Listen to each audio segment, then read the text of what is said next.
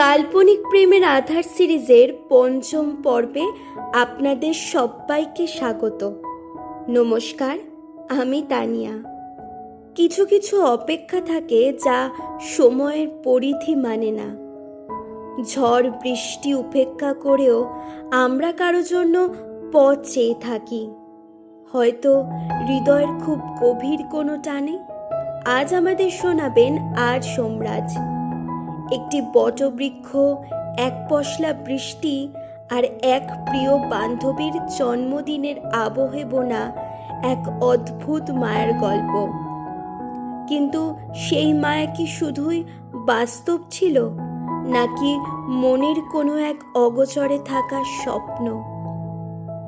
আর সোমরাজ দাদাভাইয়ের লেখা আজকের গল্প কিছু স্মৃতি থাকে যার মনের অগোচরে। চলুন তাহলে শুরু করা যাক। এক ঝড়ের রাত্রি। আমি অপেক্ষারত ছিলাম বটবৃক্ষের নিচে। নীল আকাশে তখনও গুচ্ছ গুচ্ছ সাদা মেঘের ভেলা। সেগুলো রাতের আধারে যদিও একটু কালো, তবুও মোর মন ছুঁয়ে নিচ্ছিল বারংবার। এই বটবৃক্ষের নিচেই তোমার সাথে আমার প্রথম সাক্ষাৎ হয়েছিল, আর আজও দেখা হওয়ার কথা। এই বটবৃক্ষের নিচে সবুজ গালিচা পাতা ঘাসের কোলে আমি আশ্রয় নিয়েছিলাম।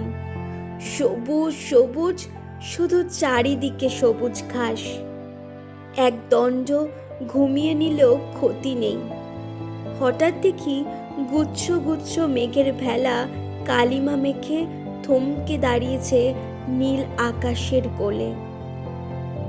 মনে হচ্ছে তাদের রাস্তায় কেউ বাধা হয়ে দাঁড়িয়েছে, প্রতিটা মুহূর্তে তাদের পীড়া দিচ্ছে।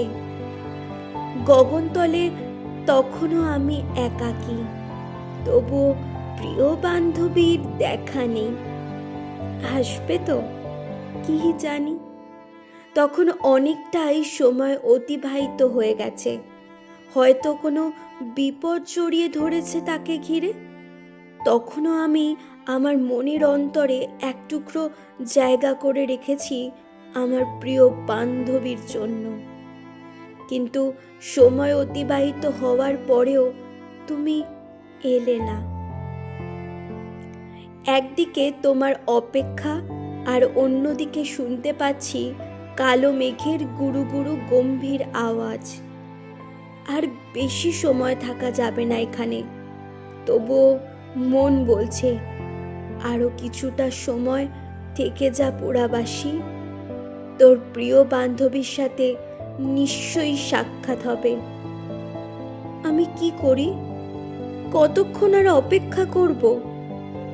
আর কিছুক্ষণ পরে গুচ্ছ গুচ্ছ কালো মেঘের ভেলা জানান দিল, ফিরে যাও সকলে সকলের গৃহে, নইলে অবস্থা খুবই করুণ হয়ে পড়বে। ঝড়ে বৃষ্টির বিচ্ছুরণ ঘটবে এই ধরনীর বুকে।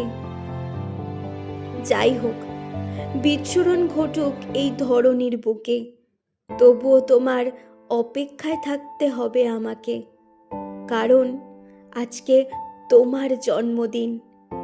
আমি চেয়েছিলাম সকাল সকাল আমাদের দেখা হোক, সারাটা দিন ঘুরবো ফিরবো, ফুচকা খাবো, আরও কত কিছু।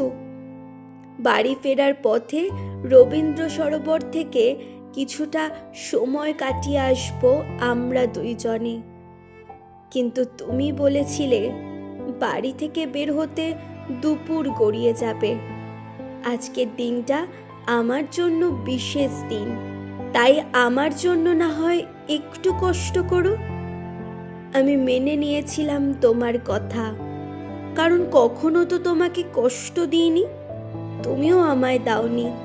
তবে আজ কেন তোমার এমন ব্যবহার? ঝড় উঠলো, অঝরে বৃষ্টি নামলো, তবুও আমি তোমার অপেক্ষায় সময়ের পরিধি পরিমাপ করে চলেছি। আর কিছুক্ষণ পর তোমার দেখা পেলাম। ক্রন্দিত হয়ে দাঁড়িয়ে আছো কিছুটা দূরে, হয়তো আমার পরীক্ষা নিচ্ছ নয়তো ভাবছো আমি কত বোকা একটা পুরুষ মানুষ, শুধু শুধু বৃষ্টিতে ভিজছি।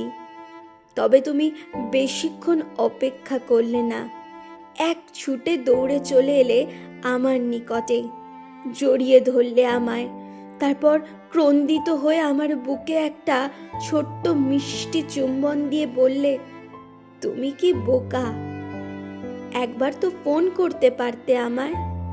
আসলে আমি ভুলে গেছিলাম তুমি আমার জন্য অপেক্ষা করে থাকবে। তোমার কাছে আমি আজ খুবই লজ্জিত, শাস্তি দাও আমায়। আমি হেসে বললাম, শাস্তি? না গো, আমি শাস্তি দেওয়ার কেউ নই।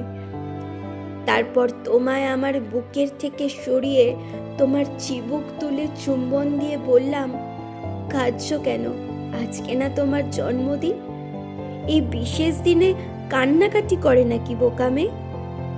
কখন জানি ঝড় থেমে গেছে, কিন্তু বৃষ্টিধারার দুরন্তপনা কমেনি। প্রিয় বান্ধবী আর আমি অনেকক্ষণ সময় কাটানোর পর দুজনে দুজনের বাড়ি ফিরলাম। বছর কুড়ি পর আমার এক বন্ধুর সাথে দেখা। বন্ধু আমায় প্রশ্ন করলো, কিরে, বিয়ে করেছিস? আমি বললাম, না রে, আমি এখন একাকিত্বে আছি এবং প্রাইভেট কোম্পানিতে একটা ছোট কাজ করি। তাহলে তোর প্রিয় বান্ধবী?